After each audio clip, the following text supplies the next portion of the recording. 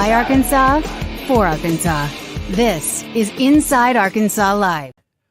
And welcome in Inside Arkansas Live here on this beautiful day here in the great state of Arkansas. I'm your host, John Neighbors, alongside Curtis Wilkerson and Andrew Ellis, and appreciate each and every one of you for making us a part of your afternoon. This afternoon, it is going to be a great, fun-filled show that we'll have plenty of things to discuss, plenty of things to talk about. We'll get to your chats, get to your phone calls at 478-344-6623. That is that number to call in. We'll have plenty of things to discuss. But guys, no offense, but after seeing you guys in person for so much and doing shows all together as a group, it's kind of nice to see you virtually this time around, like it, back to normal, it would seem right now. Yeah, I mean, there's nothing better than virtual John and virtual Andrew, at least in my heart. But no, man, it feels really good to be back. The vibes are great. It's hoodie season. We're DJ Wagner days away from Arkansas basketball. We're a couple days away from this, awesome top 10 matchup under the lights in Fayetteville with LSU. This is great, man. I have zero complaints. Yeah, it's good to have some separation from you guys. Good to see you virtually. Not as good to see you in real life, although we will see you tonight. At the Leroy. So, right back to it. But it's very good to get back to home, but also get back to a little bit of a routine, a little bit of a schedule. And I'm getting more and more excited for this game Saturday as the hours go by. Yeah, there's going to be plenty of things to talk about. By the way, shout out to Kirk because I didn't even recognize that we're all wearing hoodies. So it's hoodie season. Yeah. Well, it is that time of year, and it's going to be great. It's going to be a great weekend, and I know that we just got back from SEC Basketball Media Days yesterday, which was awesome. Had a lot of great content from that, and we really appreciate everybody tuning in and checking that out. As it was a lot of fun, but basketball, still stuff going on, but we're turning the page. We got football to talk about. The battle for the Golden Boot, the greatest college football rivalry in the history of college football, and it's happening this weekend in Fayetteville. And guys, I know we'll talk about a little bit more specifics too, as far as some injury reports, or at least some updates there that the guy here from Sam Pittman, and I know you guys did a pod of that nature this morning as well. But this is the thing that I like to do, especially in particular games of just a what-if scenario. And with Arkansas, let's be honest, this isn't something that would be, you could call it an upset, but I don't think anyone would be just shocked beyond belief if Arkansas beat LSU. It wouldn't be just like this, oh my goodness, where did that come from type of scenario. They could win. In fact, a lot of experts are even predicting Arkansas to win in this game. Some of them are picking them to lose. So the question I want to pose today is looking at both sides of the coin here. We'll start with the positive. What if Arkansas wins this game? What if they come off the bye week, take care of business against a top 10 team against LSU, get that golden boot, run over and get it, leave it in Fayetteville, and then suddenly the final 5 games of the season opens up a little bit more, and you're 5-2 as well as 3-1 in SEC play. What if Arkansas wins this game? Well, I tell you what, if Arkansas wins this game, Razorback fans will be, you won't be able to tell them nothing, man. And it'll be really cool from that standpoint. If Arkansas wins this game, it'll be the first time in program history they've beat a top 10 team in back-to-back weeks. I think they've had like 17 tries to do that. And it's just going to be nuts. Arkansas will be ranked inside the top 25 and rightfully so at that point. And it just like any talk about the, like the negativity or what's the future with the coaching staff and all that nonsense that we dealt with throughout the offseason and up until like, I don't know, after the Texas A&M game this year, that all dies. And it's just all about, okay, what is this football team really capable of and what can they do moving forward? If Arkansas wins this game, all of those special possibilities that were like, just kind of the bye week, weird little hypotheticals to fill airtime, those all kind of become more of a reality at that point. So it would be absolutely freaking huge if they were able to get it done. It would be a massive win, and it would definitely make a lot of those conversations looking ahead to future games and kind of doing the, hey, if they win this game, then this happened. It would get a lot more fun to talk about some of those possibilities. But ultimately, like, to me, Arkansas would be extremely relevant in the national discourse and the national discussion, maybe playoff discussion. That's maybe a conversation we can continue to have on a later date.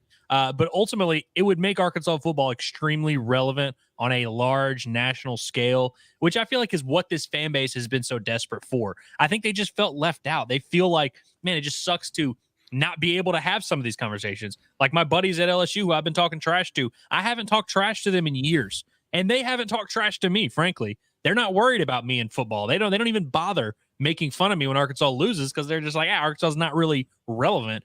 You win this game, like you said, you're ranked in the top 20. You're very much in all these discussions. Arkansas becomes very relevant on a national scale, and Arkansas would be at the tip of a lot of people's tongues, and Sam Pittman would be a very happy man. And I think it would be a lot easier for this fan base to lose some of that battered hog syndrome a little bit. And it would allow them to just get fully behind this team and embrace the hog, which I feel like some people have kind of been hesitant to do because they've been burned one too many times and they're kind of like scared to admit they love this team. They're scared to get their hopes up. I think fans would start getting their hopes up, which is what you want. That's what you should be doing as a sports fan, is getting your hopes up. Yeah, and I think that with Razorback fans a little bit now, it's amazing once you have a process of elimination of winning a game, suddenly some other games don't become so insurmountable. Like last time we were talking about Arkansas going into Tennessee, given the scenarios and given the games, I don't think anybody was like, well, you're not going to beat Tennessee. You're probably not going to beat LSU. Ole Miss will be tough. Texas, may not beat Missouri. Well, once you beat Tennessee, suddenly some of those games start coming off the list where it's like, oh, well, actually, yeah, they can beat LSU, and yeah, they actually can beat Ole Miss, and they can beat a team like Missouri at the end of the year, whatever it is. And I'm just going to be honest. If Arkansas wins this game against LSU, they are going to become obnoxious. And I'm talking about the fans, that is. And they're going to become that place that you want to almost like, we'll be doing this live stream every day. But all right, everybody, just relax. Just chill out for a second. Hang out a little bit because this is going to be crazy. But that's exactly the way they would take it. And I'm not saying it would be completely justified, but there would be some discussions that would have to be had and saying that, hey, maybe, especially if they win it in a certain way, like if they won it, like say if they came out there and Taylon Green looked good, and it was able to have some really good passing and maybe kind of build upon that thing that he had against Tennessee that was going on, or and if the defense continues to look really solid and maybe even stops the passing game, because to me that's the biggest thing in this game is going to be passing game for LSU. Like if they do the things that they did before against Tennessee and they look consistent with it, then that's what's really going to set it off a little bit. Not where it's, oh, well, LSU gave it away or Arkansas got lucky. Nothing like that. If you just go out and beat them, then fans really have a good reason to start believing, okay, this is a college football playoff? Maybe not, but is it something where you can start saying, hey, this is going to be the type of year that everyone was dreaming about?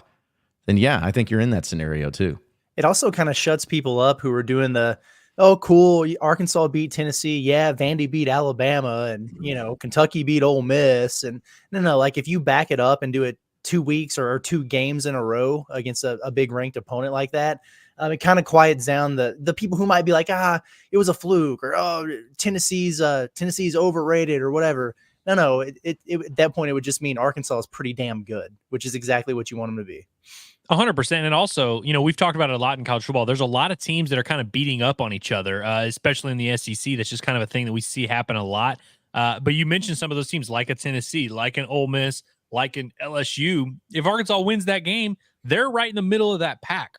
They would have beaten 2 of those teams. Obviously, you lost A&M. We'll see where they end up. But Arkansas would be right in the middle of that mix of like these teams where we feel like, those top Texas and Georgias of the world are up there. And then it's just kind of a log jam at like the 3 through 9 spots in the SEC.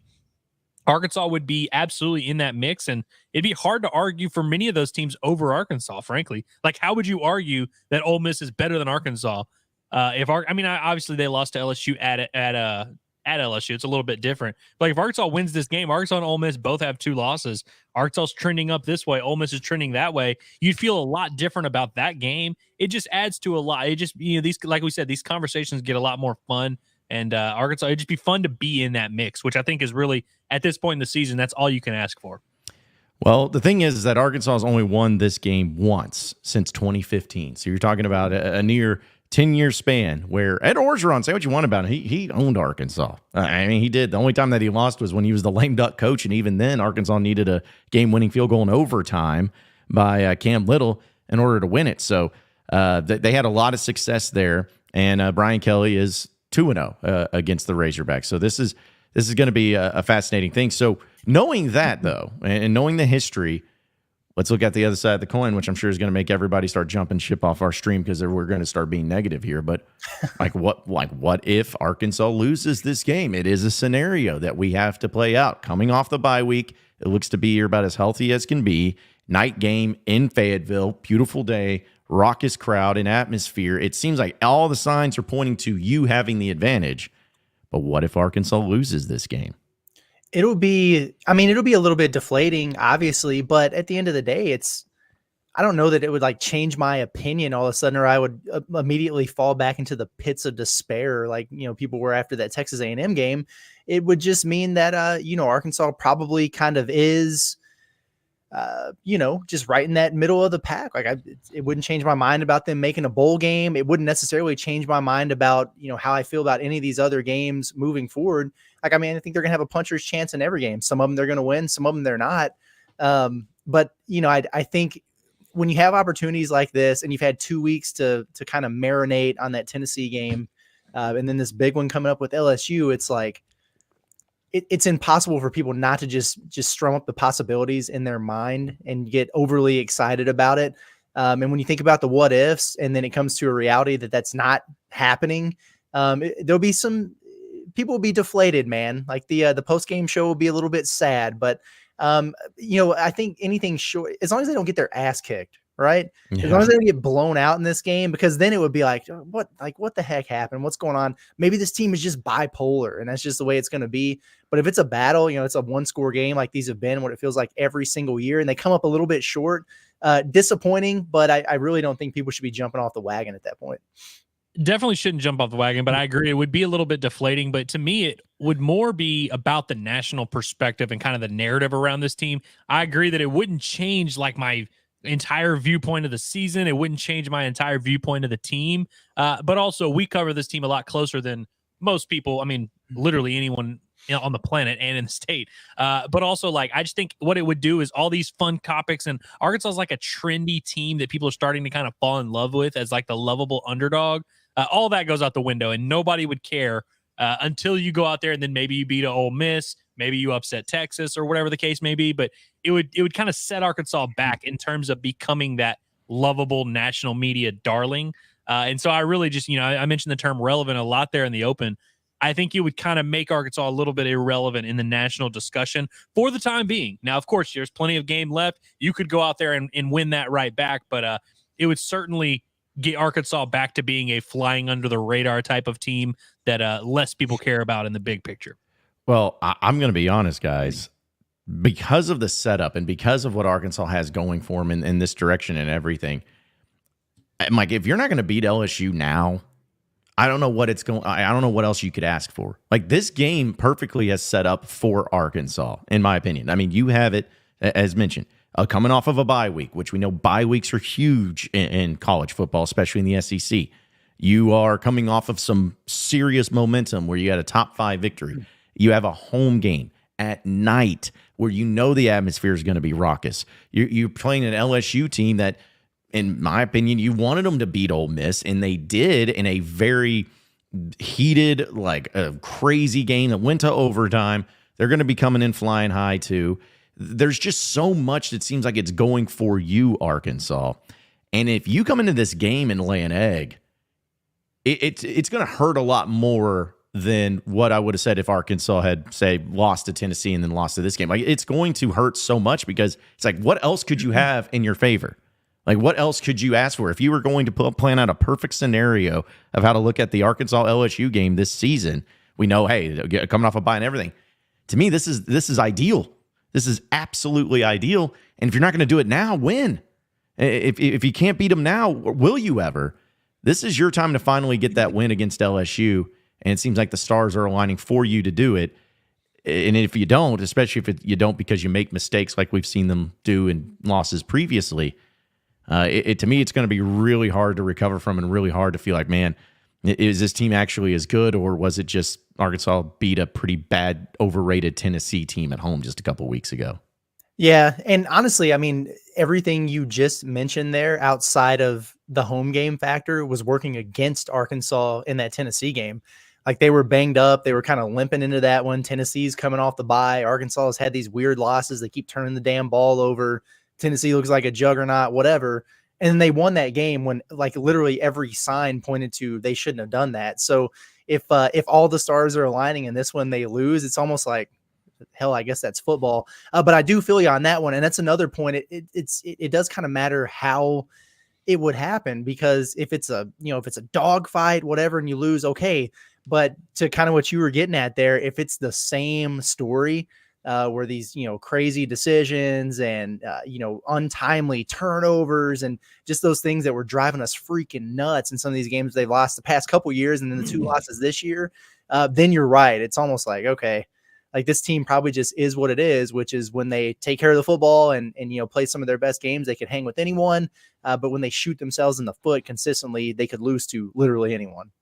Yeah, it's really hard to believe in something until you see it, until you see it happen consistently. And obviously we saw that Arkansas could rise to the occasion and beat a legitimate team in Tennessee. And so that gives the fan base a lot more confidence. But I think big picture with this program, week in and week out, I'm sure there are a lot of fans who are kind of hesitant to have confidence just because, again, they've been burned by this team and this program so many times. And you want to believe, oh, this is a different team. This is a different program. Like, this isn't the same old Sam Pittman squad. Like, they're going to rise to the occasion. This is a perfect opportunity for Arkansas to prove that right, to show, hey, this isn't last year's team. This isn't even the 2022 team, which lost a bunch of stupid games it shouldn't have. If they win this game, it would definitely do a lot to dispel that narrative. But I think if you lose this game, it just makes it even harder the next time around to talk yourself into the idea that, hey, Arkansas is going to rise to the occasion. They're going to get the job done week in and week out, and they're going to be consistent and string together and build on their success and not be one step forward, one step back.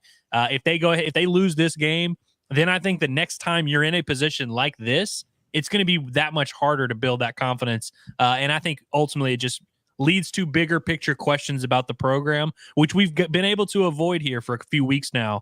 We would no longer be able to avoid them, because then I think that reality of, all right, where are we at? Is this thing going anywhere? Would start to set in for the fan base. It doesn't take much. A lot, like 1 week can change a lot. 1 week certainly changed a lot in the Tennessee game because it shifted that narrative a good bit.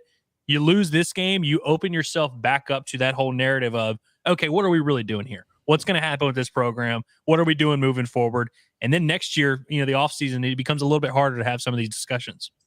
Yeah, because I'll be honest too, maybe I'm being dramatic, but if Arkansas loses this game to LSU, that confidence level completely flips from that Mississippi State game, where Mississippi State's not a good team, but if Arkansas wins against LSU, I'm expecting it and saying, hey, no, this is a win.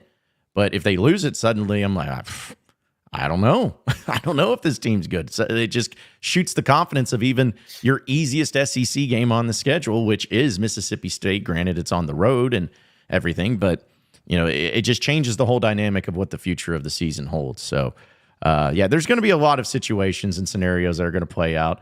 I think we could probably all agree, because I know we'll have our season or our game predictions being posted here soon on InsideArkansas.com, but I think we're all in agreement, though, that it's going to be a close game regardless of the outcome, right? Yeah, I would be pretty surprised if that wasn't the case, I think. It would be pretty funny, though, if like all these years where Arkansas and LSU are close no matter what, even a game like last year where on paper the two teams weren't close at all, it still was a close game. If the 1 year where on paper it kind of looks like a 3-point game, if it wasn't a close game, it ended up being like a 17-point win for either one. Yep, and just to go through a few stats here, because I know we'll get to some of your chats, folks, and again, some of your phone calls at 478-344-6623. But I always just like to see where it's at in the numbers and everything. I guess the biggest concern that I have in this game in particular, which, we'll see. But, man, LSU just doesn't give up sacks. I knew that they were good at protecting Garrett Nussmeier, but when you actually look at the numbers, it's pretty incredible. They're number one in sacks defensively, but also number one in sacks allowed offensively. So to me, that's going to be one of the biggest keys in this.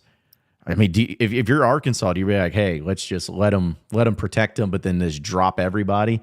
Or do you try? Because my thing is, if these other teams, like Ole Miss was one of the best teams at getting after the quarterback, and they didn't last week. So I don't know. That's to me going to be one of the key things here. If Arkansas, do they try to get pressure on him, or is it more of just like, hey, he's going to get his. Let's just try to break up the passes and maybe force him out of the pocket a little bit.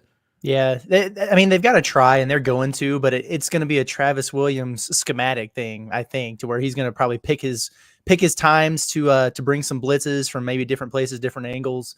And we'll see. But yeah, you're right. I mean, they're 6 games in the season. They've given up 2 sacks. That's insane. That's crazy. Like, I'd be happy if Arkansas only gave up 2 sacks in a particular game, and these guys just you're just not getting to the quarterback. And you have to. He's a guy who's good enough to where he could just really shove.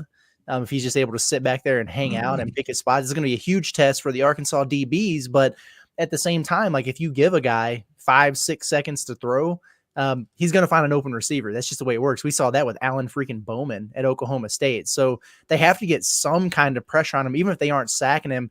Do something to make him uncomfortable and get him out of a rhythm. Ole Miss, even though they weren't able to get back there and hit him and take him down, they did a good enough job mixing some things up to where he was 22 of 51 in that game. I don't think he's going to be that bad again, but something to kind of throw him off and keep him out of a rhythm. I'm glad you mentioned Bowman, because on this morning's Pot of That Nature, I kind of said that LSU's offensive line reminds me a little bit of Oklahoma State's, where you have a veteran group that on paper looks flawless, but I really do think it's more about the scheme and just the fact that Garrett Nussmeier gets the ball out so quickly, and that's going to be what LSU wants to do. But I think the key is in that Arkansas-Oklahoma State game, Oklahoma State was playing from behind, and when you're playing from behind, that should be a time where your opposition is able to really pin their ears back and try and get after the quarterback. And Arkansas simply wasn't able to. And ultimately, that's what cost them that game, is the fact that when the game was on the line and it was like, hey, you need to get a pass rush here.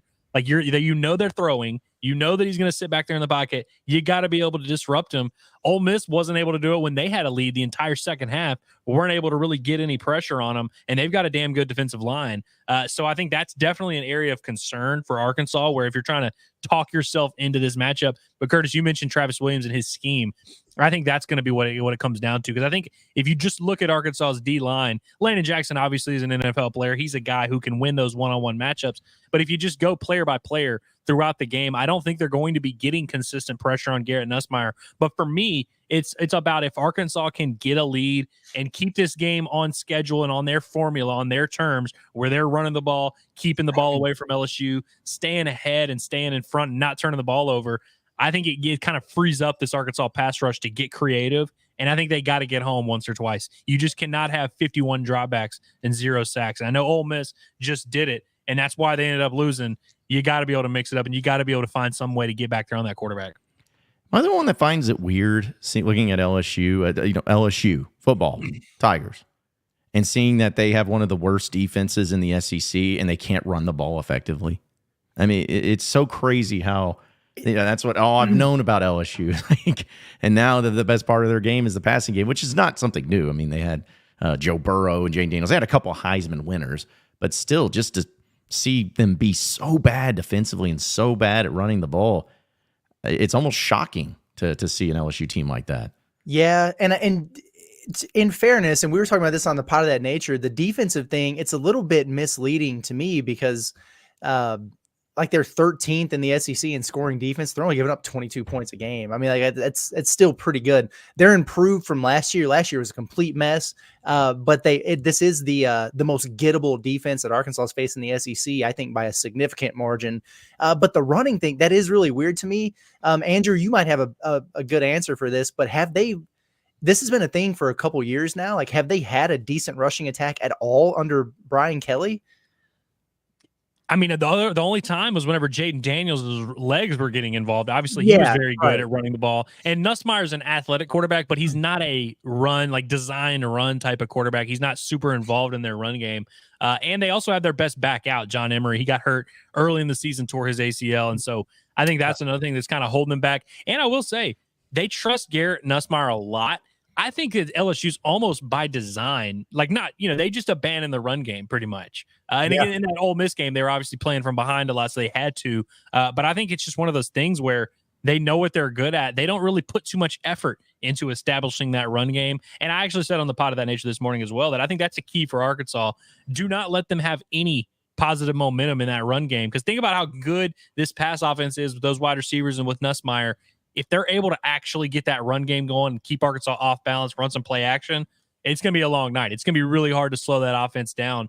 I think Arkansas's got to be very opportunistic. They cannot let them get anything going on the ground. But I also don't think LSU is going to be too adamant especially if it's not going early. If they come out and they have like 6 carries for 14 yards, I don't think they're going to keep trying to keep the defense honest. I think they will gladly let Nussmeier throw 45 passes.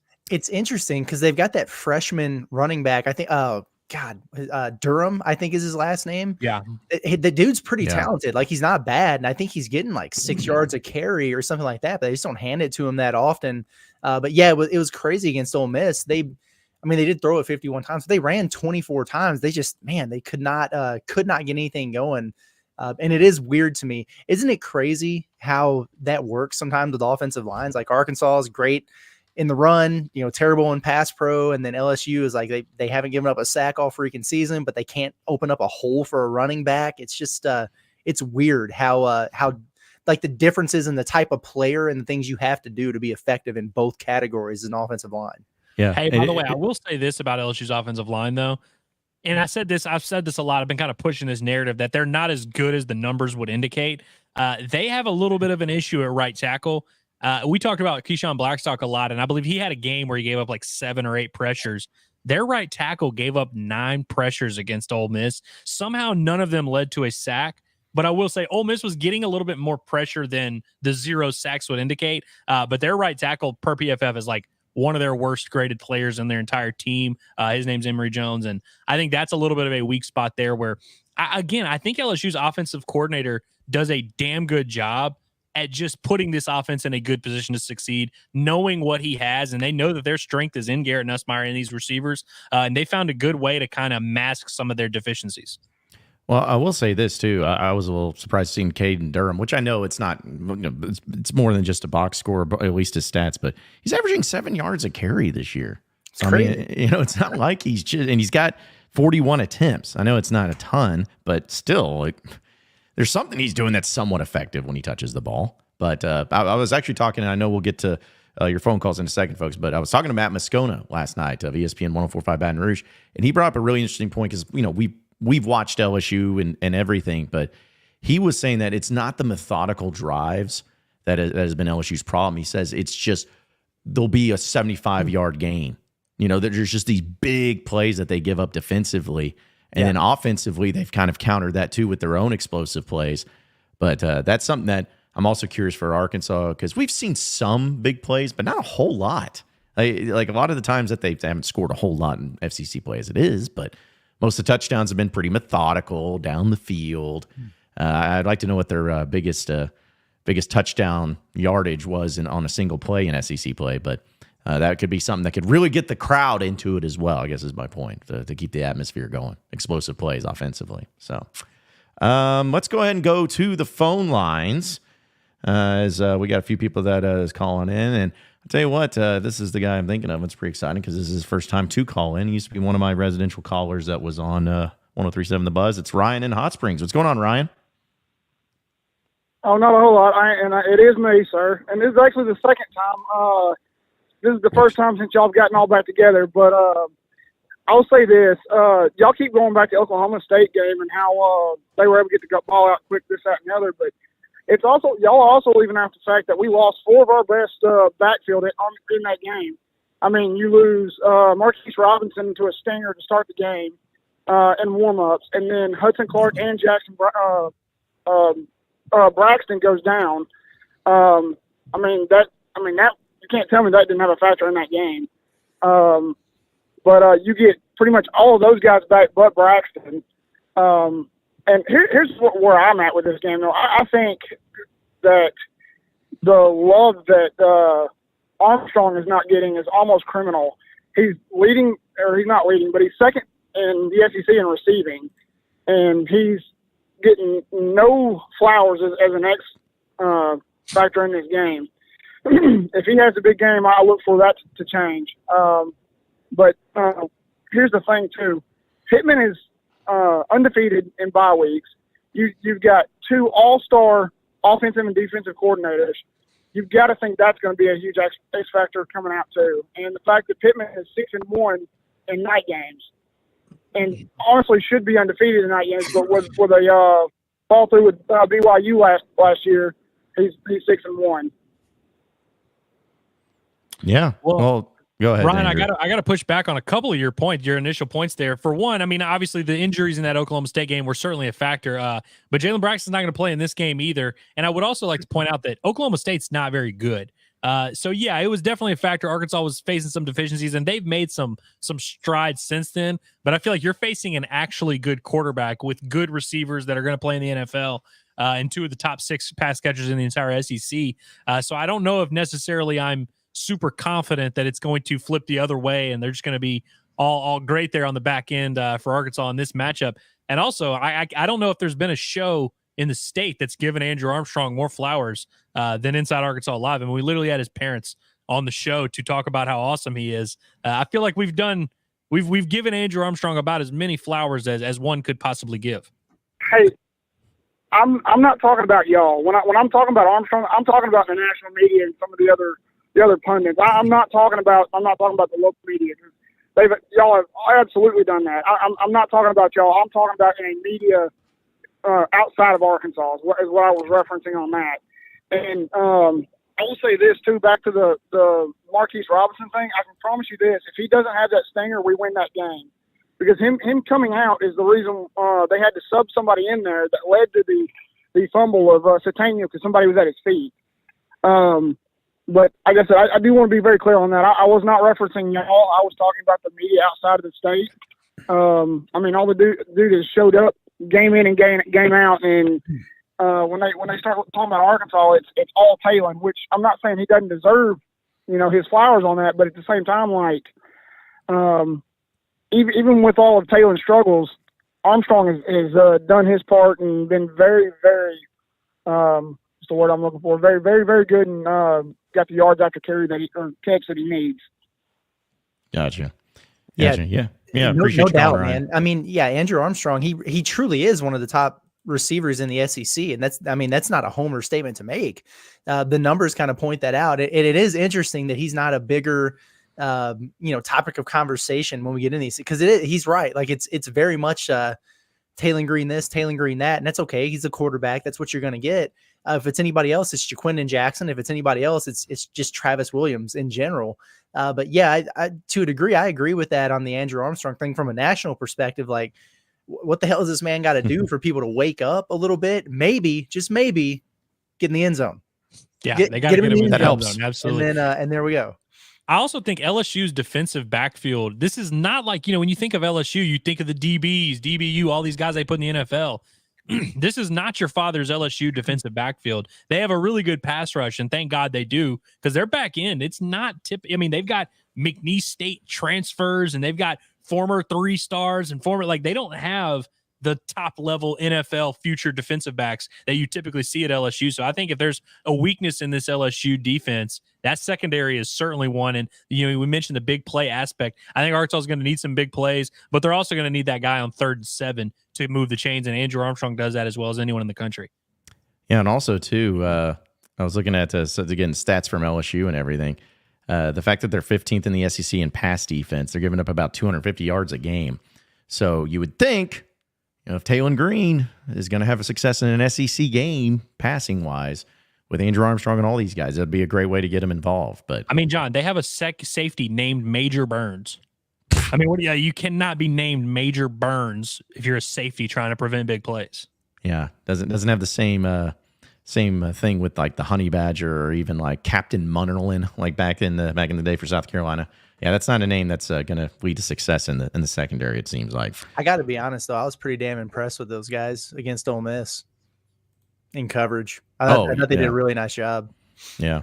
Well, that's the thing is apparently, just talking with Matt Moscone, it's like they've been improving, but nobody really trusts them right now. Yeah. I think that DC from Missouri is the real deal. I think they've got a legitimate. Yeah. I think I like their coaching staff. As crazy as it sounds like, we were talking about Brian Keller maybe getting fired. I think their coaching is crazy because LSU typically is the team with all the talent in the world that underachieves. I think this coaching staff is getting the absolute most out of one of the least talented LSU teams we've ever seen. Yeah, that's right. Definitely. That's right. A few other callers that are calling in. Let's go to our guy, Unbiased Brim, who's on the line. What's up, Unbiased Brim? Good afternoon, gentlemen. How art thou? We art thou great. Now, I heard y'all talking about that running back that got the 41 carries for 81 yards. One carry for 86 yards and another one for 40-something. Outside of those two carries, he's averaging 3.9 or 4.1 yards a carry. He doing all right. Key component. This is my keys right here. Jaquindon, Jackson, and Russell, they get the ball combined between 30 and 35 times. LSU's strength is not run stoppage. It's getting pressure on the quarterback. Controlling the ball. So what we did 2 weeks ago with Tennessee, we're going to have to do a little bit of that as well. We want to have long drives. We want to have control the possession and have it where they're not getting a lot of time to do what they do. So if we get the ball early, we want to make sure that we have the crowd engaged. We slow any momentum. And one of the good things is LSU is a slow starting team. But the bad thing about that is they finish very strong. So this is a game that we got to put the ball in the end zone. No 5 possessions and 3 points and a half. We do that, we lose the game. Y'all would agree, right? Yes, I agree. I also like the point you made about the. Oh, go ahead. Finish your point. Huh? I'm sorry. I thought you were. No. Go ahead. What you about to say? I was just gonna say I really like what you said about. I forgot. Yeah. Go ahead, Andrew. The best way to slow down a pass rush is run right at the dudes, and so I agree. I think that's going to be awesome. And I think with the bye week, Arkansas's run game should be pretty well rested, and this is probably the best matchup they've faced so far in SEC play in terms of a front. And so I'm all for it, man. Feed Jackson the ball 30 times. Hey, he knows. That's why I was just about to say that. Andrew, Curtis, you don't want to do that. We have depth at the running back position. Do we want to overrun Jaquindon? No, we don't. We want to keep him as fresh as possible.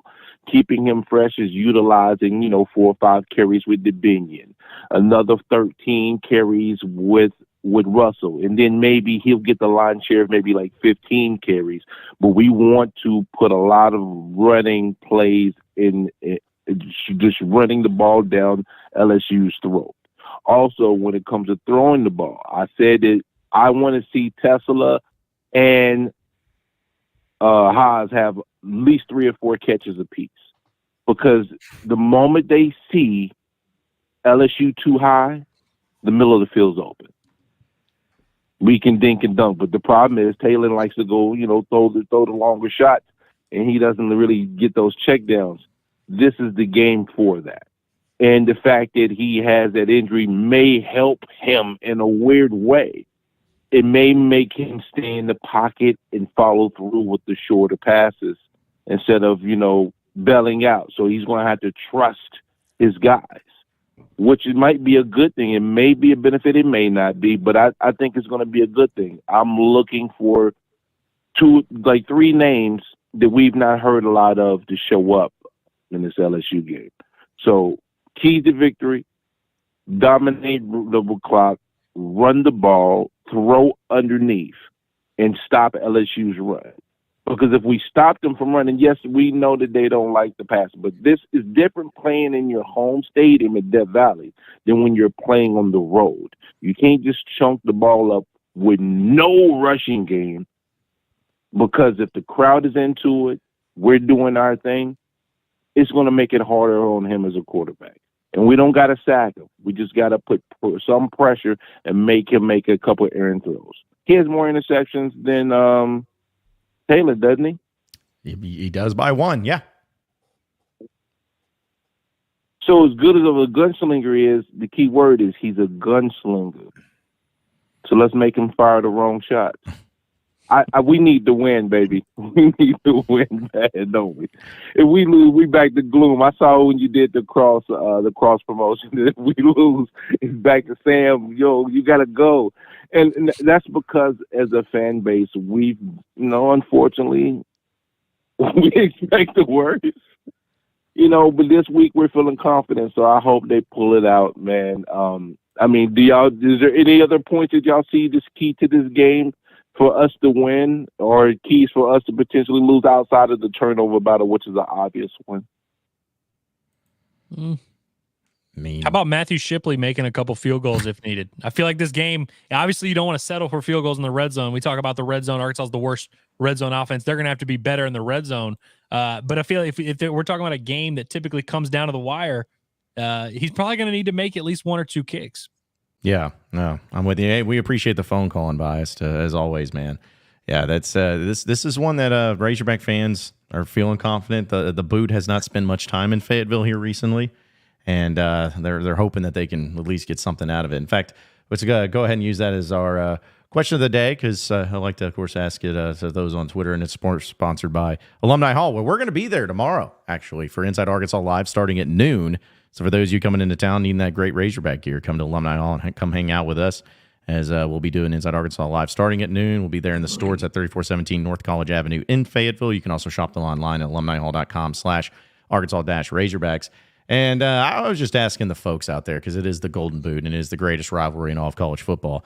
What is the most memorable battle of the Golden Boot game between Arkansas and LSU? I was a little surprised by this one, I am going to be honest, because the 2007 upset of the number one team in the land, LSU Tigers, 50% of the vote. Everyone feels that is the most memorable game, followed by the 0-2 Miracle on Markham, where Arkansas won that game to go to the SEC title game, with 36%, and then only 13% is the 2010 game to win to go to the Sugar Bowl down there in Moore Memorial. So, yeah. I mean, because listen, the 07 number one upset, it was fantastic and great, but I mean, it didn't wait till 8-4 season. You got in the Cotton Bowl and you got your taints handed to you. It's like, at least with the other games, you like went. It meant something. You know, you winning it got you somewhere, but no recency bias there. Would you guys agree with that, or do you feel like there's another game that you would say is most memorable in this rivalry?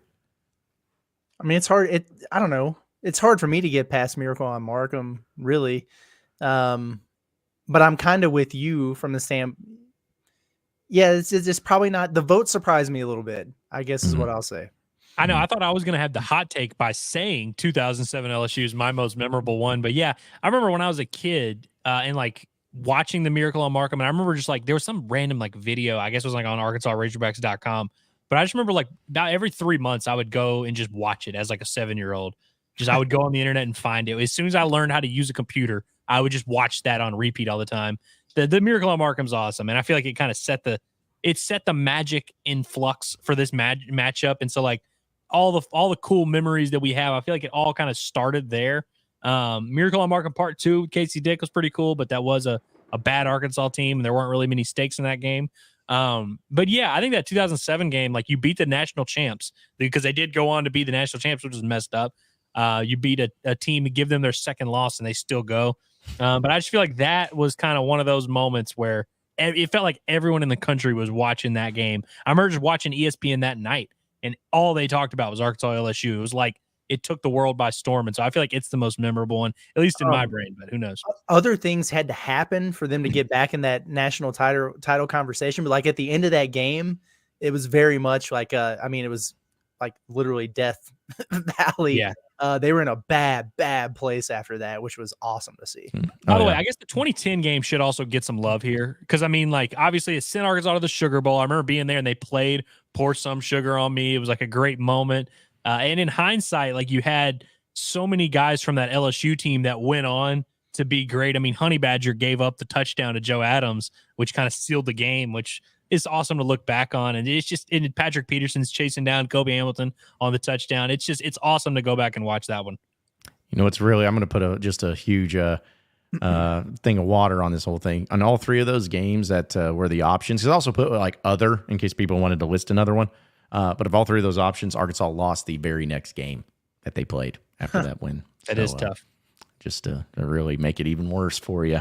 Great. But yeah, I was not, because here's the thing, I was not going to list 2014 when they rushed the field, because that is the most overrated one. Does that one, like, I don't like being able to go back and be like, hey, this was the most memorable game because you sucked for so long that you finally beat a decent team. Like that doesn't have the same luster to it. But Joe Tessitore yelling, they're going to go get that boot. They're running over there. That was kind of a cool moment too. So let's go ahead and get to also some of your chats, folks. I know you've been chiming in here and wanting to dive into it a little bit. Heartbroken Hog says Josh Pate is gassing us up. You love to see it. Well, in that case, I'm picking Arkansas to lose if that's happening. I got to be honest. I love Josh Pate. I do like Josh Pate. He does good stuff, but it's more like Pander State than it is Pate State, if you ask me. I feel like he knows which fan bases to pander to, and Arkansas, y'all have won him over, and he will continue to pander to Arkansas fans for the rest of his career. Mm-hmm. Yeah, because we love in Arkansas ones that gas us up and hype us up and give us a little bit of love even when we don't deserve it. We're like that. We're that redheaded stepchild that does not ever know how to take the love, but we appreciate it no matter how it comes. Also, Caden wanted to ask this. He says, what do y'all think about LSU rushing the field after beating Ole Miss? I don't really like it at all, but I understand why they did. It was more about the moment than it was beating Ole Miss. I think it's the way that whole thing went down. My stance is always you get one per year. You get one, and it doesn't matter, and it's all about the moment. And I feel like LSU at home is not going to have a more obvious time to do it. Now I get it. It's like it wasn't it wasn't like they knocked off Bama as Vanderbilt or anything like that.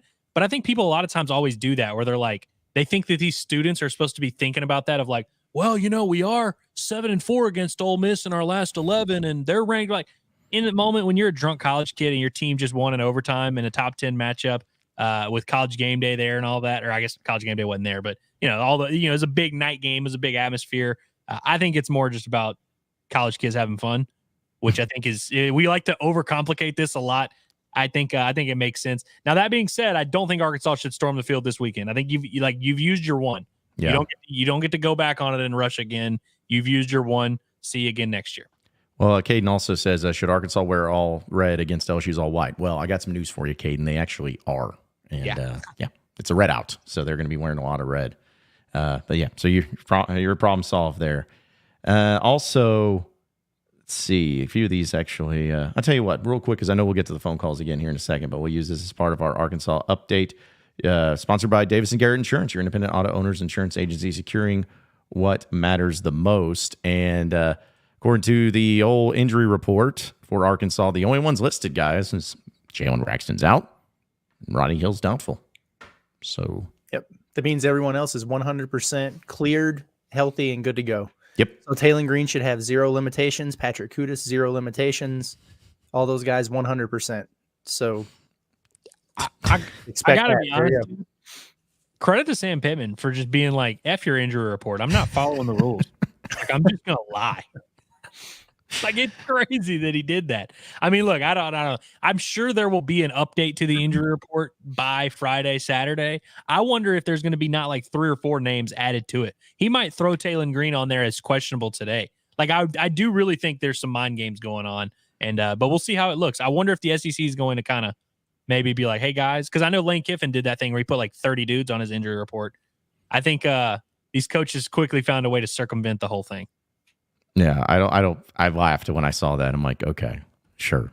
Whatever you say. We'll see if that stays the same. But hey, it makes my job easier for when putting the rosters together for the EA Sports college football simulation we're having tonight at the Leroy. Because, dude, I just got 2 players out. It's like, all right, well, that's easy. Or, and Jalen Braxton, of course, being out's big, but Rodney Hill's, I think he's like 3rd string on the game anyway, so it should be easy. But a lot of players out for LSU. You're talking about Harold Perkins Jr., Kyle Parker, John Emery, Princeton's Marlboro, Kobe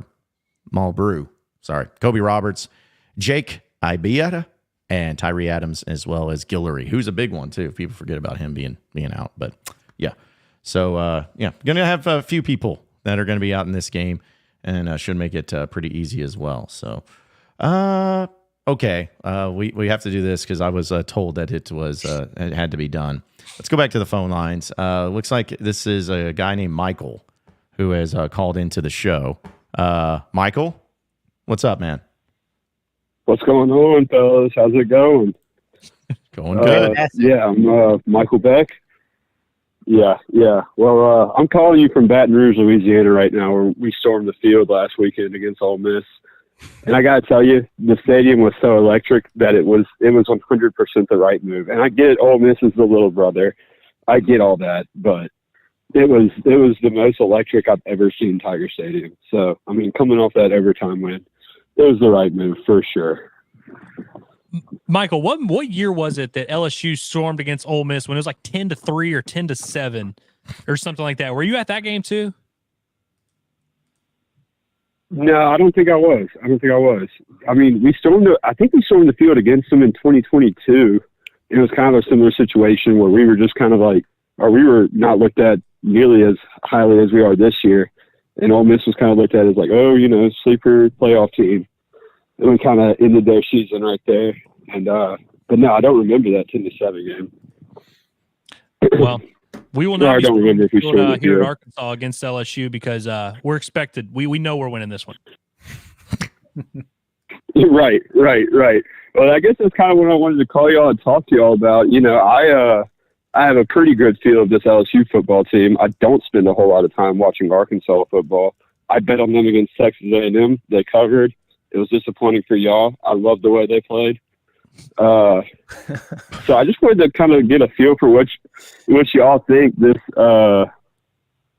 Arkansas offense is going to look like against our defense. Now, I know the popular opinion as of late is that LSU's defense is pretty garbage, and that's fair. But I think we made a lot of improvements since last year. We're not a complete Swiss cheese deep in the secondary on deep throws. And we have some guys that can really get after the passer. Number 4, Braden Swinson. That guy's a star. He's a true edge defender. I mean, he is a beast. So just kind of wanted to know what y'all think about that matchup. I think that the defensive ends there for LSU against Arkansas's tackles are going to be something that we really need to keep an eye on, because you're right. We talked about that earlier today on the pod that we put out about Arkansas's tackles struggling with guys off the edge who are athletic and get to the quarterback. And so that's going to be definitely something to keep an eye on. And sometimes Arkansas's offense is its own worst enemy, regardless of who they're facing. So it'll kind of depend on Taylon Green and if he's putting the ball where it needs to be and avoiding the big mistakes. I don't know that LSU creates a bunch of turnovers. Andrew, you probably know better than I do. But it seems like Arkansas is a lot better off when they're taking care of the football, which Taylon Green did against Tennessee.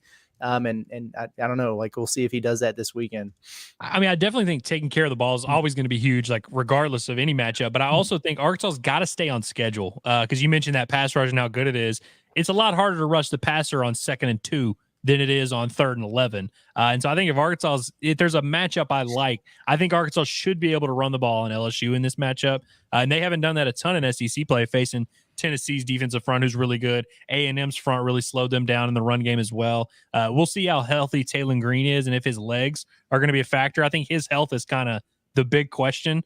But if he's able, even though he's not listed on the injury report, we're not going to say, who knows? He must be healthy as a horse. But I think if Arkansas is able to run the ball and kind of, honestly, Arkansas has to jump out to an early lead in this game, I feel like. I don't think they can afford to start slow, start flat, and get from behind. Because when you're behind and you're having to throw your way back into the game, that pass rush, I absolutely think, would eat Arkansas's tackles alive. But I think if Arkansas is able to kind of stay on schedule, play keep away, run the ball, stay in third and manageable, I think they're going to be able to move the ball at will. And I think LSU is going to be able to have to move the ball, obviously, with their passing game. But I think Arkansas has got to shorten this game with their run game. They've got to embrace the hog. They've got to embrace the ugliness. They've got to be physical. They got to be tough up front. Cannot be relying on Taylon Green on 3rd and longs consistently, because I don't think I like that matchup too much. Well, and I'll say this too. Also, Michael, I gotta say I don't trust you really, because you. Whoa. What's that about? Well, I'm going to tell you, because you're being like logical, rational, and somewhat nice. And if you're an LSU fan, I have not run into any of those that have been that way.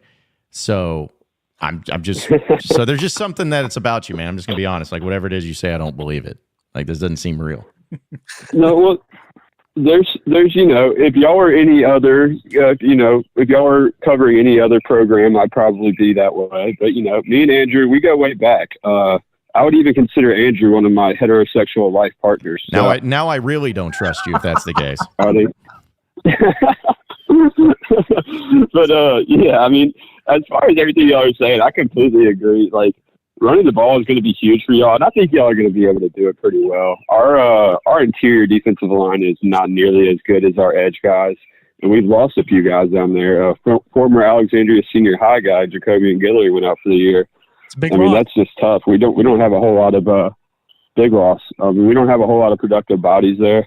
And I think even if y'all fall behind, y'all can kind of stay with the run game and, the short passing game and stuff like that. Because, like I said, we've made some improvements, but the areas that we have not improved is run defense and making open field tackles. So I feel like if you get some guys out in space, you kind of don't have to turn the pressure up on the offense as soon as you'd think, I feel like.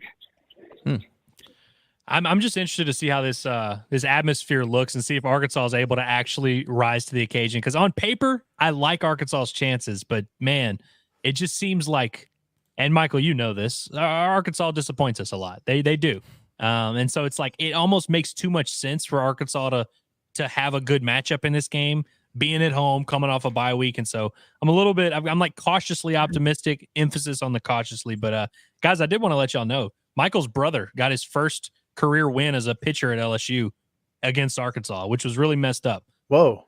Really did not like that. And it kind of put me in a pretzel having to cheer for my guy, but also cheer for Arkansas. And it wound up being a pivotal win because LSU ended up winning that series. It was a little bit tough. Yeah. Honestly, if you want to see me, you say I'm being nice right now, and I am. I'm being very nice right now, but it's weird. When I call into the same show during baseball season, I don't think it's going to be quite as friendly. I think it might be a little toxic during baseball season. Love that. Well, that's fair. Well, hey, Michael, we appreciate you calling in regardless. All right. Yeah. Well, I listen to you guys pretty regularly. Y'all are a good crew. I wish y'all covered a real program, but hey, y'all doing y'all's thing up there. There it is. That's how you lose them. There it is. Appreciate it, Michael. Thanks for calling in, man. Yeah. And then the thing is we talk about baseball season. Yeah. The main reason is because, Arkansas is a threat in baseball season. They're not in their minds. They're not a threat in football season. So. That's why he's being nice. Don't let him BS you. He's being nice because he doesn't view Arkansas as a real threat. That's why he's like, oh, hey, yeah, you guys, good squad, well-rounded, yeah. Yeah. Just again, I'd rather him be mean. Just be mean because that weird niceness stuff is just all strange, no matter what it is. A few other chats though. Sam Pittman's cold beer says, "Will we see a change on the offensive line?" Maybe. I mean, if Patrick Kudus truly is healthy as a horse and 1,000% healthy, then I guess he's starting, right? I mean, like it's kind of bizarre. Like I don't know what to make of him not being on the injury report at all. I have a hard time believing he's just going to move back in there and be 100% as the starter at left guard. I do think that Amarian Harris being at right tackle is something we could see even if he's not there. But yeah, I mean, I'll be interested to see if there's an update to that injury report or if that changes leading up to the game. Because, I mean, the way that him not being listed at all makes you think he would start at left guard, right? I mean, I would think, but I don't know. Like none of it makes sense. I don't believe these injury reports. It doesn't matter what day or what changes that they're made. I don't buy them. I'm having a hard time putting more stock into that than I am the depth chart. Like dude, you ain't lying. Which was completely contradictory because Kudus wasn't even on it Monday, right? Right. And now he's completely cleared. And I don't know, man. He's somewhere in between third team left guard and 100% in starting. So Sam Pittman's in my head. So he's in LSU's head. It's all gamesmanship. So let's just do it. I'm like, I don't know what the rules are. I really don't know what the rules are in terms of, what you have to disclose, because I see Caleb just brought up why is Ramsey not on the injury report? He's not on it either. Like I think I don't know like how closely the SEC is monitoring this, but like I think Arkansas might get reprimanded for this. They could. Somebody did in the man, who else does it? What other league is it? The Big Ten? I think it's the Big Ten. I'm not sure. It also does this. I think so. Somebody got in trouble for it. For a guy who was like listed as out and then wound up playing. And, but then they were like, I literally remember seeing the tweet and it was like, they've been called out for this. They've been reprimanded, but there's like nothing out there about what an actual punishment would be. So I'd like slap on the wrist. Don't do that again. It's like, to me, it's like the NIL. It's like nobody knows what the rules are. Just whatever you want to do, just do it. But yeah, I saw that injury report. I'm like, oh, okay, well, all right, let's go with that too. Hey, speaking of, hey guys, the LSU captain's been announced. Landon Jackson, Larry Worth, Posky. Yeah. The best tight end in school history, the best player we've ever seen. Guys, okay, I'm gonna be this guy. I'm gonna be this guy. I hate the way they're doing captains. You can't be a team captain if you haven't played all year. I'm sorry, you cannot be a team captain if you have not played at all this year. Like that that bothers me. That's it. He hasn't even been available. I know. He's not on the injury report either. No, he's not. But in all seriousness, I'm glad he's back, because it's one thing to get a concussion or whatever, but when you miss multiple weeks because of it, he probably got his bell rung pretty good there. So that's good. And maybe that's, I don't know. I guess we don't know his story. Like maybe he was really going through it, and it's been a tough road back, and this is like a reward for it or whatever. And okay, fine if so. Long snapper, love it, especially when he's making plays downfield after he snaps. I don't know, man. Larry Worth came on strong, had the big game against Tennessee, so maybe this is your reward for balling out. And and Landon Jackson, LSU, whatever. I feel like they do a good job though of having one real captain every week, and Landon Jackson is the quote unquote real captain. But yeah, back in the day, Arkansas would have had no shortage of options for the Louisiana game because they always have a few Louisiana Hogs. But Landon Jackson was it. I thought Cross Johnson might get the nod. Well, but that's just I think my point on this is they're trying to do 4 new captains every week. We're only halfway through the season. Like, what's it going to look like for the Missouri game? And it's not a knock on anyone. I promise it's not. But you got to get 48 players deep on the roster. Like, who are you going to go with, man? We need to, at the end of the year, rank all the captains. Who was the most necessary captain? But shout out to Ashton No, who deserved it, and he's going to be high on that list. They need to have titles for each captain. Like, we chose this captain because he's actually good. We chose this captain because hey, he's endearing. You know, he's the long snapper that made a play. And we chose this captain because of the state they're in, and then the other captain can be like, we don't know. We just rolled the dice and see what happened. They usually ask Pittman about it at the Catfish Hole because they release it around that time when that show's going on. And sometimes, and I don't listen to it every week, but sometimes he's been like, oh yeah, well, so-and-so because of this or this connection or because he did this in the last game, whatever. But then there are other times, like I remember one time listening, he just completely forgot who one of the guys was. He was like, oh, yeah, I just announced it. Now I can't, Kyle, help me out. Had to remember who the fourth one was. It's like Campbell. So. Well, dude, here's my thing. I get that the whole thing is oh yeah, we're going to try and reward as many people as possible. But I think the fact that you're having this many captains, if you're not named a team captain, I'd be like, screw you. Yeah. I'm Brad Spence. I'm like, bro, I can't get a freaking captain nod. I play and contribute to this team every week. I can't get a nod. If I'm I don't know, I'm sure Eric Gregory or whoever's been a captain, Nico's been a captain, but June Kosh, has he been a captain yet? If I'm him, I'm like, screw you. I need to be a captain. What about Blackstock? How come he hasn't been named a captain yet? You know, who knows? Where's he from? Marion Harris was named a captain right off the bat. Yeah, none of it makes sense, but still, it's become a thing apparently. So let's just roll with it, I guess, is the only way to really look at it too. Hell yeah. A few other people in the chat that wanted to. Yeah, I like this from Kate when he's like, "Hey, Harold Perkins is done for the year, and he's still on the LSU's injury report." Yeah, right. I mean, it's interesting. So I was very surprised, because I was gonna we put a story out about it, obviously, when these reports come out, and I was hesitant to put a story together or even tweet about it right away. I must have hit refresh a half dozen times, thinking maybe the rest of this thing's still loading. You know, I don't get it. I don't believe it. And then after about 10 minutes, I was like, oh, I guess this is real. Okay. Guess it's the thing. So let's just say this right now. Yes or no. Do we see Patrick Kudas get any action on Saturday? No. I don't think he does. I don't either. Yeah. I think it's going to be one of those, an hour before kickoff, they're going to say he's out. And then it's just there's probably not going to be a question in the follow up because there'll be other things to talk about. And I think that's maybe what the timing is. It's like, because that's not a question. Maybe I'm wrong. I mean, that's not a question that usually Sam Pittman gets asked like immediately after following an SEC game. It's like, hey, the Patrick Kutas situation. So it's like people will forget by the time next week comes around. So maybe it's all part of the ploy. It's all part of the deal there. Even if he was 100% healthy, which. And listen, like, I mean, Sam Pittman said Monday, like, yeah, he's been back at practice, but he still has pain in his back. So we got to get that figured out. I guess the pain was gone Wednesday, which, hey, if that's true, then great. But even if he was 100% healthy, I still don't think he'd play in this game. I like that. By the way, we called this preseason. Because, we always make fun of Sam Pittman for being a little bit of a liar when it comes to injuries. Like, he's always been a little dishonest about it. We were like, well, with this injury report thing, he has no choice. But does he? I wonder if he's going to maybe still have some tomfoolery. And this would qualify under tomfoolery for sure. I just want somebody, and again, we'll get back to the phone lines because I got a few people calling in, but it just makes me wonder: is Sam Pittman going to be asked?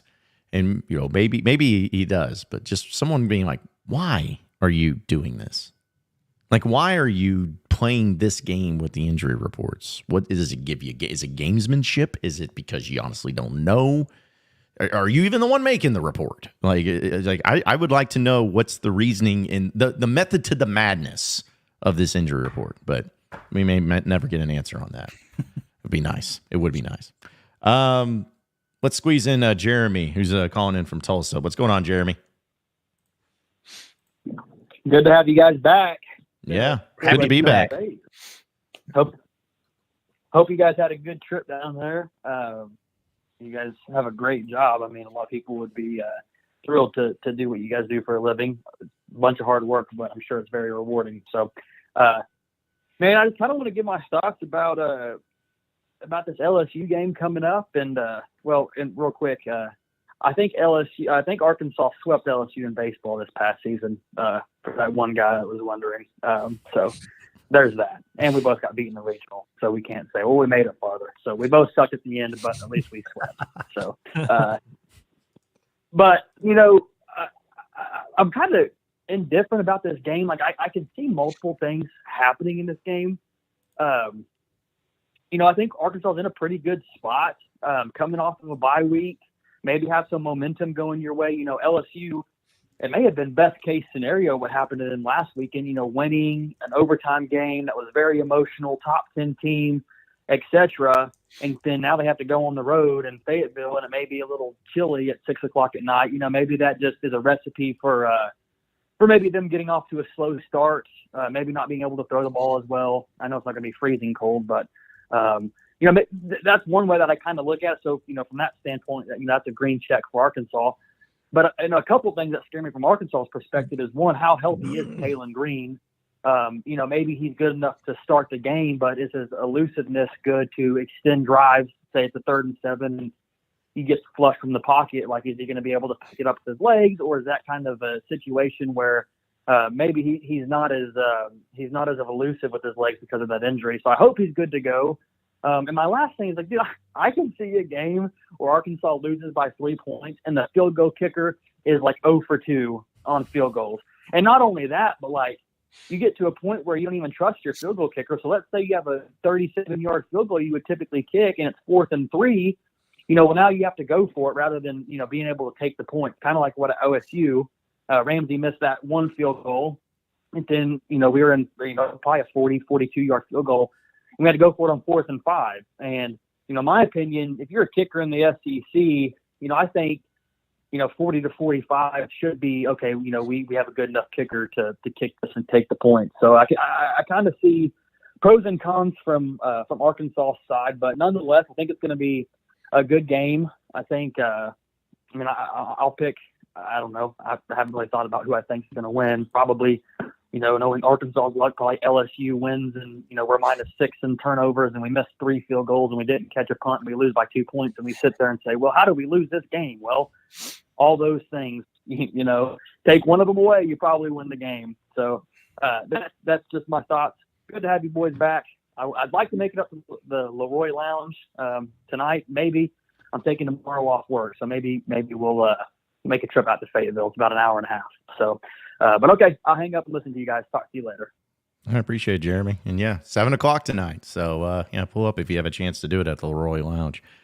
He had a good point about the kicker situation. Me and Andrew were talking about this on Pot of That Nature this morning, and I said, obviously you get your first drive, and if you go score a touchdown, that's great, but it wouldn't be the worst thing in the world if they ran Shipley out there for like a 38-yarder and he made it. Because then it's like, okay, maybe I got some confidence in this dude to where as we get further along in the game, I don't feel like I have to go for it on 4th down from the 25-yard line or something, and we can trust our guy to get us some points there. The further you get into the game without him having gone out there and getting a shot to make a kick, the less trust you have in him to put him in those situations unless it's just really a chip shot. The downside to that, or the alternative, is, well, he goes out there and misses his first one. But then does that change how you felt anyway? So like, it's a new guy. You almost just want to like reset the deck in terms of your trust levels and what you can expect from him. We know he's got a big leg.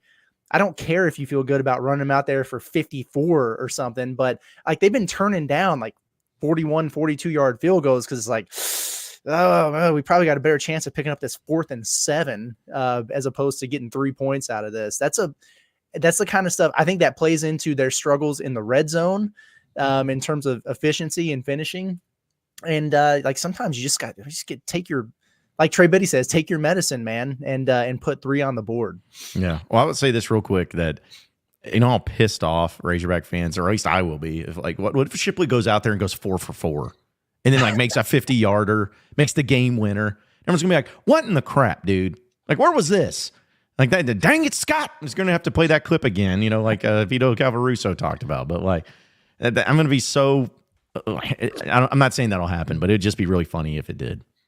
Yeah, I mean, then you'd be able to look back and be like, hey, Arkansas is pretty much undefeated because kicking has maybe cost them a couple games. Yeah, I think it's kicking figured out, but I think it helps that he's not like some random redshirt freshman who's never kicked before. He's got like 50 college field goal attempts under his belt. So you'd think that they would have some confidence in him. I also like the point Jeremy made about, it's not like it's going to be freezing on Saturday, but, when you're on the road, the weather's starting to get a little bit cooler, maybe some wind, it's a little bit easier. People always say a run game and a defense travel. LSU ain't got no damn run game, and their defense is one of the bottom tier in the SEC. I think that's definitely worth noting that, like, when you're a team that's as dependent on pass offense as they are, it's not necessarily the best recipe for going out on the road and winning games. Yeah, it's not. It's just, I always try to look at the doomsday terrible situations in my head to see which one ends up being, somewhat true, but it could absolutely happen.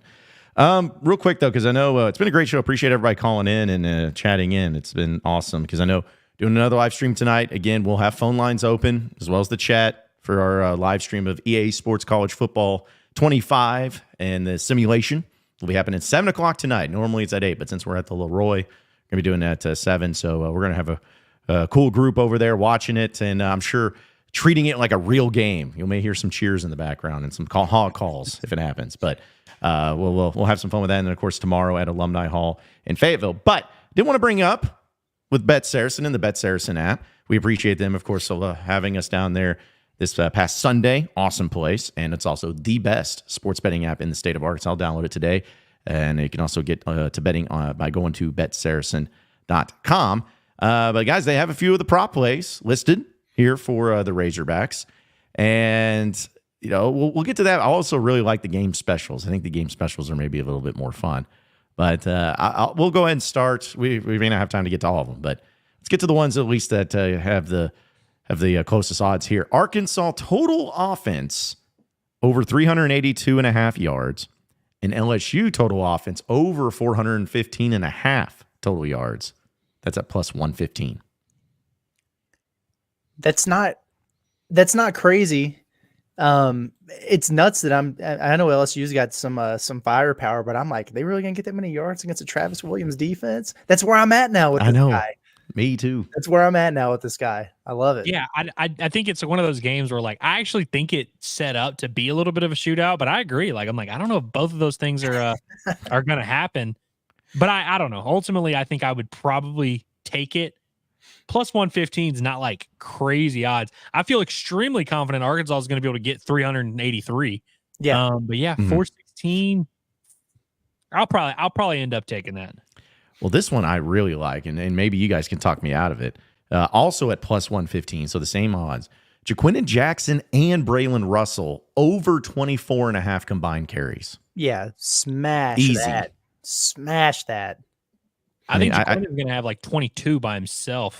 Which, by the way, I've seen a few people. I know Unbiased Brim disagreed. He thinks they should be more. They should spread it out a little bit. Dude, coming off a bye week, dude, I think they're going to give Jaquindon the ball like 26 times. Like, I really think that's in play. He's going to get a ton of touches. I think he's going to get a ton, but I definitely agree. I think this one just comes down to, unless you think Arkansas is going to get blown out, in which case they probably wouldn't run the ball with their running backs 25 times. But like, if you think this is going to be a close game at all, or unless you just think LSU is going to have 38 minutes of time of possession, like I think this one's a guarantee. Well, if it's a guarantee, then you'll probably want to bet on these as well, because Braylon Russell, we're kind of skipping ahead though, but Braylon Russell over 5.5 carries and over 34.5 rushing yards for plus 180. And also Jaquindon Jackson over 16.5 carries and over 94.5 rushing yards, also at plus 180. Probably feel better about the Braylon Russell one, but still, if you're betting the first one, you might as well bet those two as well to try to get some money on it. Yeah. Extra money.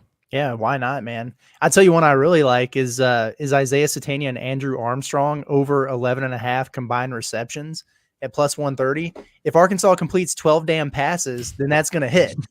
I mean, who else is he going to throw the ball to, you know? Yeah. Well, I mean, also, and you're getting into a situation with some of these where it's like, not all of them could lose. Like, some of these are going to hit. Like, maybe they are playing from behind, so the rushing ones don't all hit. But if they're playing from behind, that means you're going to be throwing a lot. That one you'd think like would surely hit. I mean, Andrew Armstrong might catch 8 or 9 passes by himself. Yeah. But yeah, at plus 180 for both of those running backs, I like both of them. I think there's a chance they both hit, frankly. But I particularly like the Braylon Russell one. What do y'all think about this one with Andrew Armstrong? Speaking of, over 7.5 receptions and over 99.5 receiving yards at plus 275. I'm in. I am too. I mean, yeah, he's capable of doing both of those things very much. I think that's obviously like that's a tall ask, but I also think plus 275 for a guy that good. Yeah. And for a game where you'd imagine they're going to be depending on him quite a bit. He's another guy who's been playing banged up a little bit. I mean, he's obviously banged up in that A&M game. I think the bye week probably helped him a good bit. I mean, he's been banged up even starting to open the season. Mm-hmm. I think that bye week will probably refresh him a little bit. I'd also like to see Andrew Armstrong get going down the field, and I think that's in play. So I think the yardage for sure. Really, I think the receptions is probably the tough one there. I think he's going to have 100 yards in this game. I do too. I think he's going to be targeted a whole lot there. But how about this? You know, we talked about the offense and where Arkansas could be. This one is actually the one that, as far as the player props go, have the biggest odds at plus 450. Plus 450. Arkansas defense under 214.5 passing yards allowed and under 109.5 rushing yards allowed.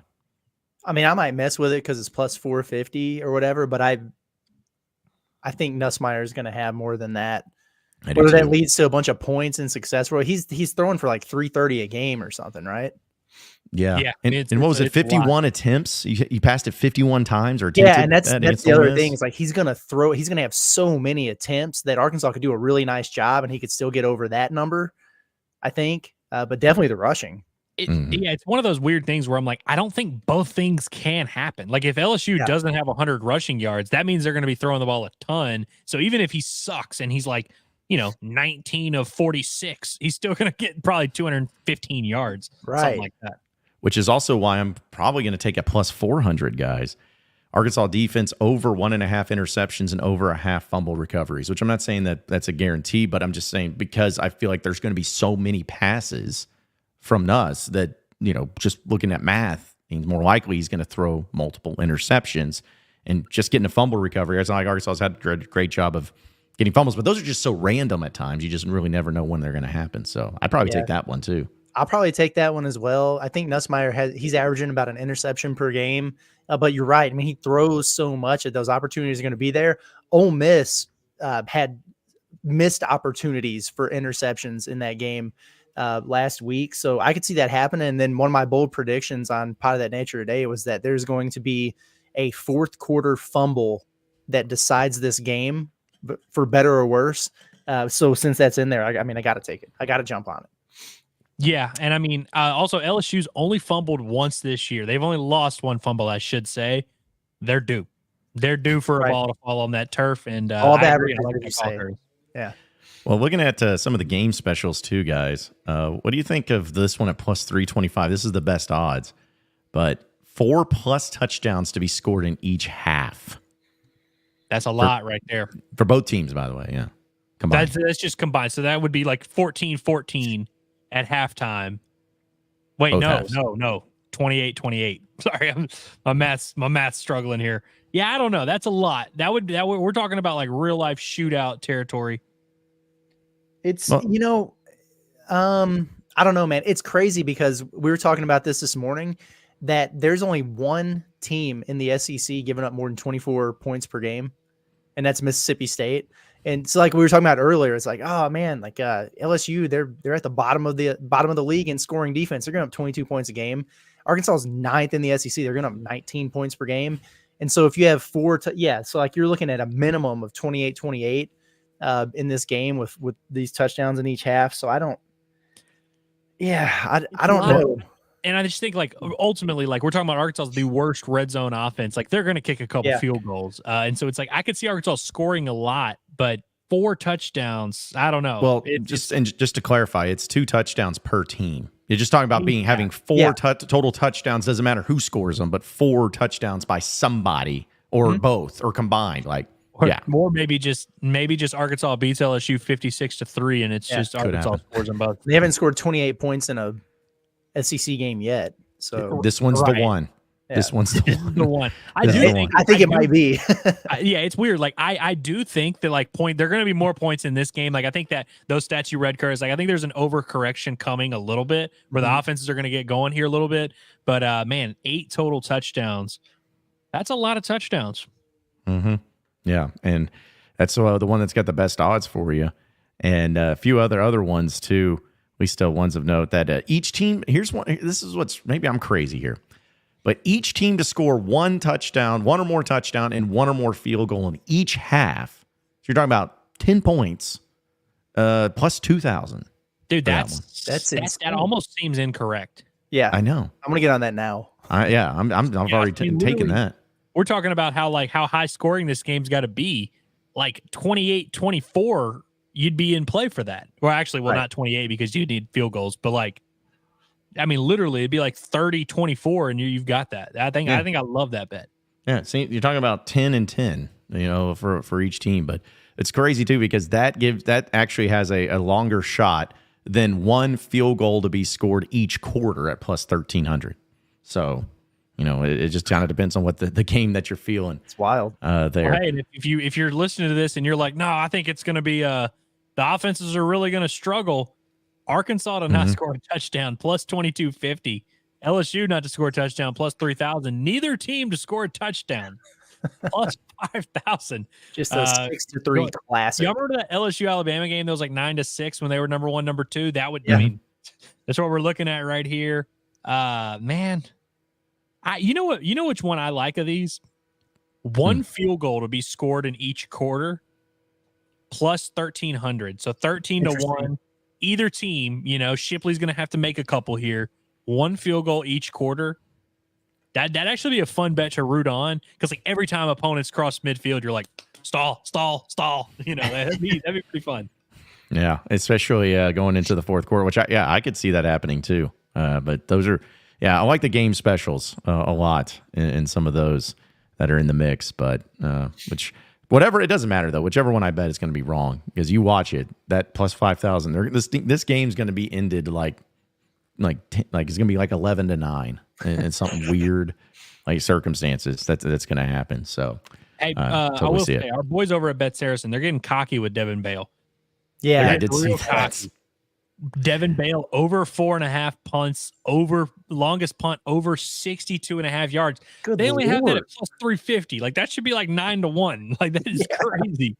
But I'm sure some people are gonna jump on that, and so I guess it's because his longest punt of the year is 66 yards. So therefore, they're like, oh yeah, which, I mean, Arkansas is leading the, I don't know if it's a good stat to be leading in, but they are leading the SEC in net punting. And so there's that. So maybe that's a big part of it. My favorite of the specials, though, I feel like Arkansas over 24.5 first downs and over 12.5 rushing first downs. That is at plus 250, which, you know what I mean? Like, I think if this game plays out the way I think it does, where it's a pretty high scoring game that Arkansas is leaning on their run game a lot, I like 25 first downs. We've done the first down thing a lot where we're like, what's a good number for that? We always are a little bit confused, but I feel like we figured out that if you score 27 points, that's about 25 first downs. Yeah. And I'll also say this, folks, if you see any of these bets that's end with sacks or tackles for loss, stay away. Do not go near it. No kidding, man.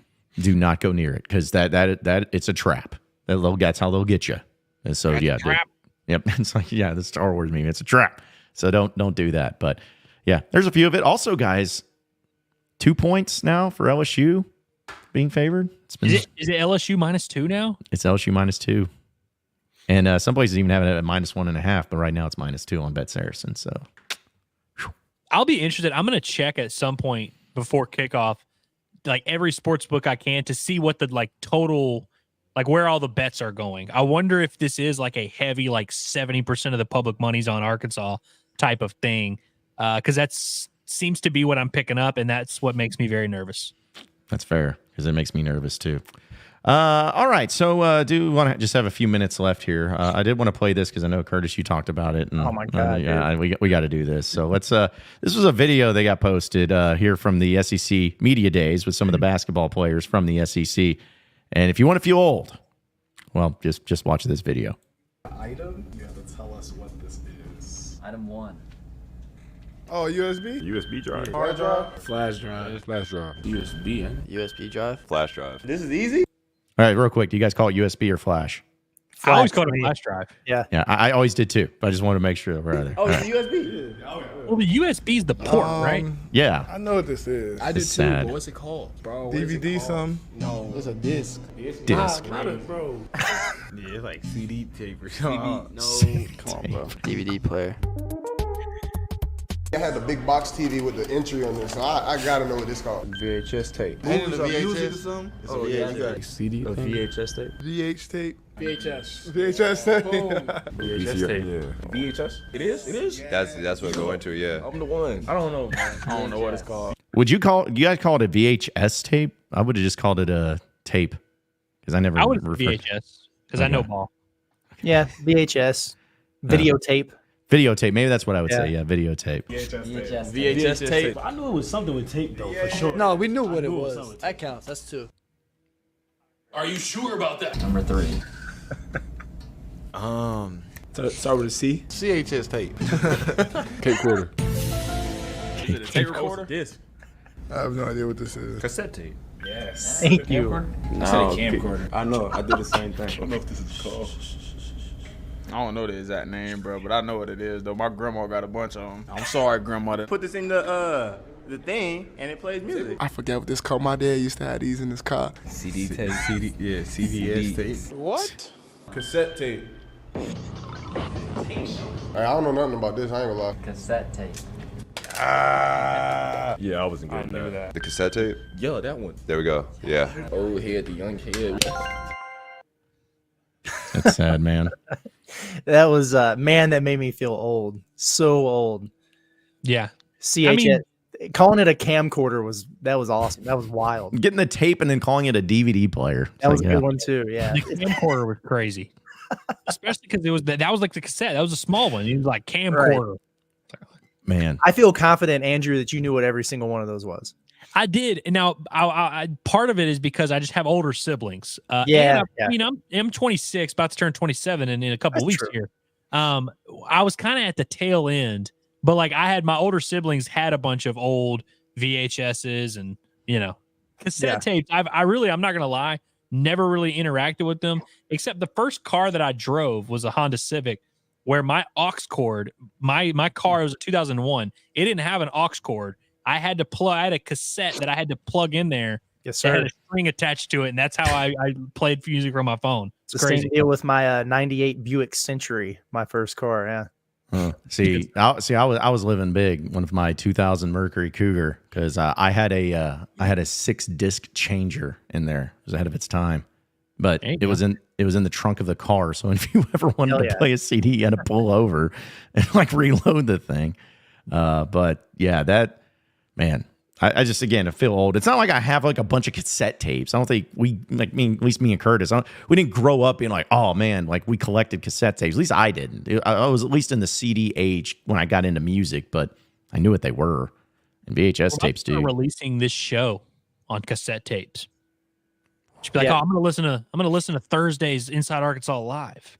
Put it on the cassette. Yeah, pop it in the old box. Hey, vinyl came back. Records came back, so maybe we can get cassette tapes coming back a thing. The one kid was talking about having the TV that had the VHS insert, and the first time that I ever got a spanking in my life was from my dad. It was when we still lived in St. Louis. I was like 2, and I shoved a sandwich in the VHS thing, and he didn't like that. So. Well, you remember when you had to rewind them and you had to like, you had to do it before you'd bring them back to Blockbuster? You had to get like the pencil for the cassette because sometimes the tape would actually get all frayed and come out and everything. You had to wind it back in for the cassette tapes. Yeah. Dude, I had an older sister who had her boyfriends in high school make like mixtapes where they would like hold the recorder to the radio and like record it from the microphone thing. I'm like, man, that's some dedication right there.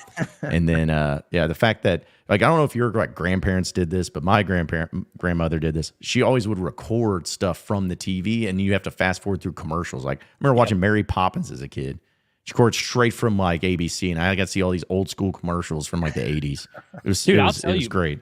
I remember when one of my sisters got an actual DVD player, and it was like one of those like flip open, and you put the DVD in there, and we could watch it on a little screen, like for car trips. I remember thinking, I was like, this is the future. Like the future is now that we are able to watch this little bitty screen with a DVD in there. I thought that was like really, I thought we were ahead of the times. Yep. No, we're about to wrap. We could probably continue this discussion tonight at the Leroy. Oh yeah. Which will be there. But I do want to say that, or ask the question, what was the first album you actually like purchased yourself? I was in space camp at Huntsville, Alabama, and we went to the mall, and I bought the Smash Mouth album. I can't remember what it was called, but it was the one with like All Star on it. Yeah, that was the first one I got. I think I was like, I don't know, 10 years old or something. The first time I ever bought an album was on iTunes, actually. I did it, and my mom got so pissed because she could see that, and it was her card that was attached to it. But the first album I ever actually bought was the Carter 4, Lil Wayne, Blunt Blowing, Polo George Showing. Good stuff. Yeah. Well, lovely mother. Sorry. Yeah. First album I ever bought was at actually a Hastings. We were talking about this, Curtis, a Hastings. I bought an album called Hybrid Theory by Linkin Park. Oh, hell yeah. And I was big time. But shout out to the time where people paid 99 cents a song on iTunes. Man. Yeah. Can you imagine now? Because I was like, it's only $10 rather than just going through and buying all the songs or whatever. But I used to get those for free and a virus on LimeWire. So yeah, dude, yeah. Dude, my brother, shout out to my brother. He used to burn CDs, and he would call them Blellis Project, Blake Ellis. He'd Blellis Project, and he had like 12 Blellis projects, and it would have all these just Matchbox 20 and Switchfoot and like all these random like mid 2000 songs. It was great. Dude, my brother and his buddy had a CD stomper. I don't know if you remember those. You could put make it look like it's an album. You could put custom sticker on it or whatever. And all he had for his mixed CDs was Jennifer Love Hewitt mix 1 and 2 and 3 and 4 and 5, and it was just like the really sexy pictures of Jennifer Love Hewitt on all of them. It was my favorite CDs that he ever burned. There was LimeWire, but I feel like there was another like software. It was Napster. Napster's the OG. Napster's what I'm thinking of. Yeah, Napster was the OG because it blew my parents' mind. My brother's like, yeah, you choose a song and it downloads, and it only takes like 18 minutes to download a song. any song you want. It's like, What a concept, man. Great times there. I remember the night I found out about YouTube when I was like, I guess it was like 2007, 2008. I stayed up all night just like, cause like that back then it was when if you had a song that you liked, you only heard it when it came on the radio or whatever. I would just go through and I was just like, Nickelback, How You Remind Me, just whatever. Just like every song that I'd ever liked, I was just watching on YouTube because I was like, this is the cheat code of life, man. Man, we've come a long way, obviously, in the technology side of things. And if you don't believe that, just look at what we do here at Inside Arkansas, because we got all the technology and all the stuff and ways to access us here, not only on YouTube, which you need to subscribe to us here on Inside Arkansas if you haven't yet, but also on social media at Inside Arkansas, at our website at InsideArkansas.com. All of our content easily accessible from your phone, from your laptop, from your smart TV, from everywhere. So be sure to subscribe to us each and every way possible. We appreciate everybody listening in, chatting it up with us today. Reminder, it's 7 p.m. tonight at the Leroy Lounge on Dixon Street. We'll be live streaming the simulation of Arkansas and LSU on EA College football. So that'll do it for us. For Andrew Ellis, as well as Curtis Wilkerson, I'm John Neighbors. Same sports show, same sports channel tomorrow. So we'll be seeing y'all at the Leroy tonight at 7 p.m.